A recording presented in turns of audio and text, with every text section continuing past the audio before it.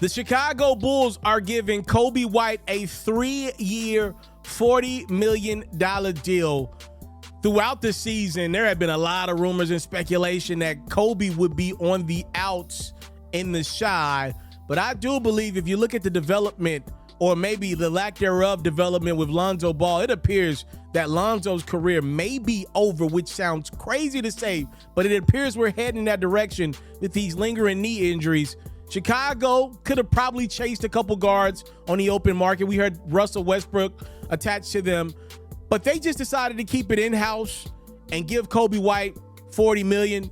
To me, that's a number where they're expecting him to be their starting point guard next year. I know Coby loves to be a 2, but I think the Bulls are paying him to be a 1 in that starting lineup alongside LaVine and DeRozan. The first max contract has officially been given out this 2023 free agency, and it goes to Fred VanVleet.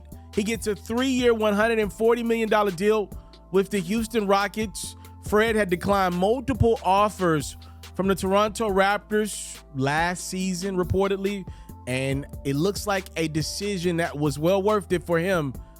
A big-time deal with a Rockets team that's got some young, versatile wings and guards.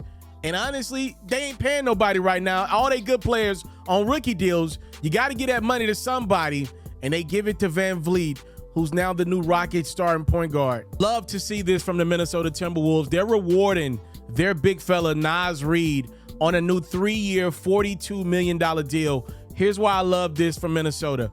Naz had a phenomenal year last year, but it got cut short to injury. Before the All-Star break, Naz was averaging about 11 points, 4.9 rebounds. After the All-Star break, Naz upped the ante, was averaging 16.5, 5.5 rebounds. He ended up getting injured, though. To be honest with you, Naz was really the Timberwolves' most consistent big last year. Rudy Gobert had his struggles. Cat got hurt. I'm happy that Minnesota rewarded a third big. They didn't have to do that, but they seen the value in what Naz brought to the table, especially post All-Star break. He gets a new deal and maybe, just maybe, makes one of those other expensive Minnesota bigs expendable next trade deadline. Sacramento Kings are keeping 2 of their forwards. First and foremost, give Harrison Barnes a lot of credit. He keep a bag. A 3-year, $54 million deal for Harrison.